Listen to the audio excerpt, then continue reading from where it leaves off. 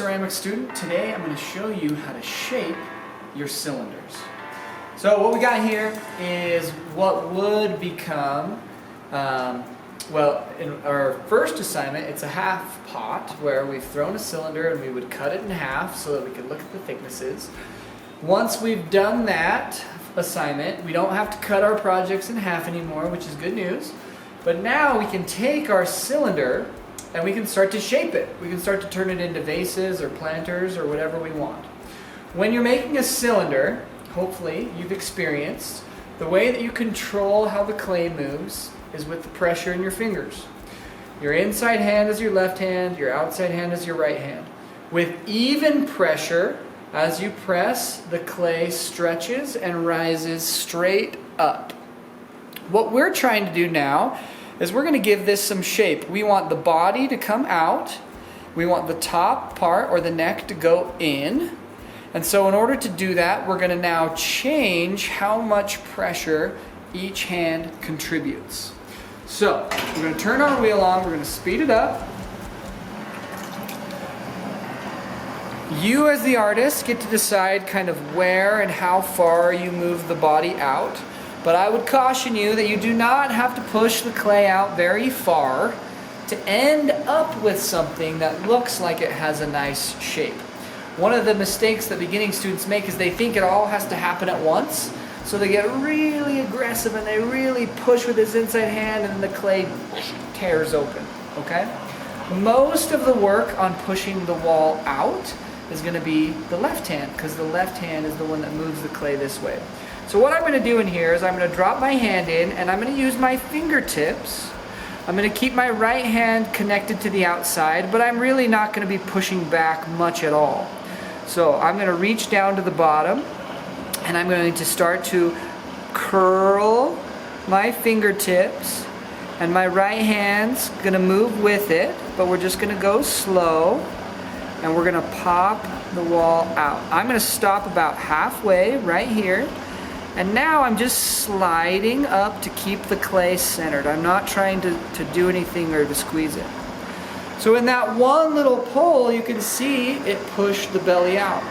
You can lean back and you can decide, do I like that? Do I want to do it a little more? Do I want to push it a little bit lower down here? I could use my fingers down at the bottom and push more at the base. Okay. And I'd say that's probably good, especially if we're just learning. I wouldn't get much more aggressive than that. You do want to remember that you've got a rib, okay? And we can use our rib to help trim some of the base, which will also help accentuate the shape.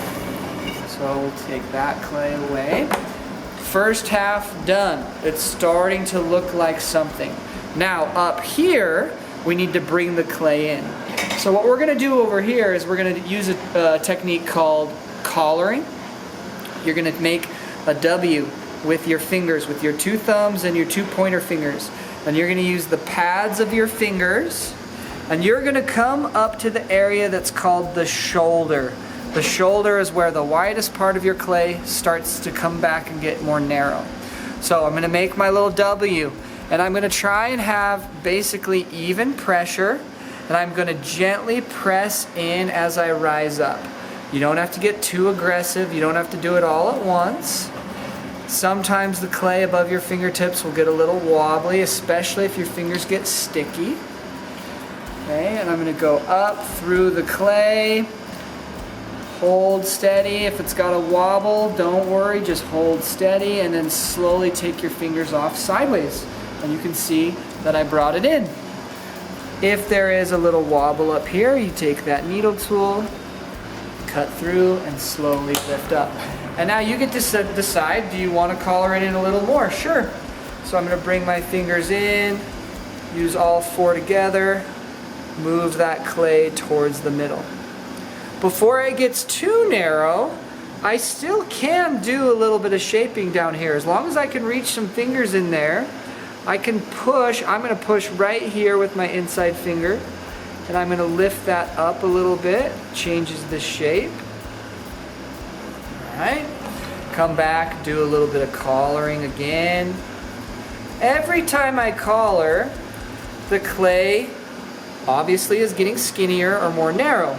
But it also does something to the wall. What happens when you make the circle that was this big become this big is that the clay gets thick again, thicker than a pinky. So now what I can do is I can do something called a one-handed pull. It's the same idea as a regular pull, but I'm going to do it just between my fingers. So I'm going to drop 2 or 3 fingers in. I'm going to put my thumb on the outside. I'm going to feel for where it's thick. With my right hand, I'm going to hold onto my thumb. I'm going to rest my arm on the wheel well. I'm going to give it a gentle little squeeze, and I'm going to slide up. And the clay will stretch up taller. Okay, now I can go back and color again if I want.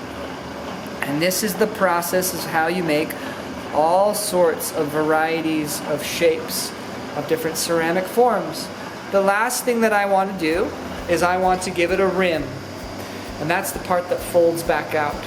So in order to do that, I'll put my hands right where they were, my 2 fingers on the inside, my thumb on the outside, and I'm literally just trying to fold the clay. I'm not trying to pinch it or stretch it.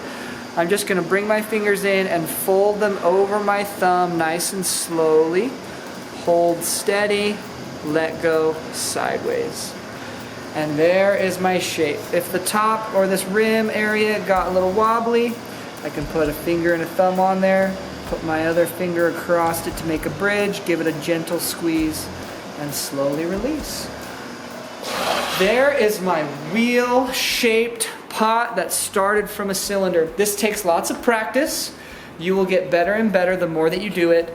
Don't be shocked the first time you try and shape a cylinder that you tear a hole right through it. You will have to get used to the different techniques and start to learn things, but the more often you do it, the better you'll get at it. So let me know if you got any questions, and hopefully your first pot turns out great.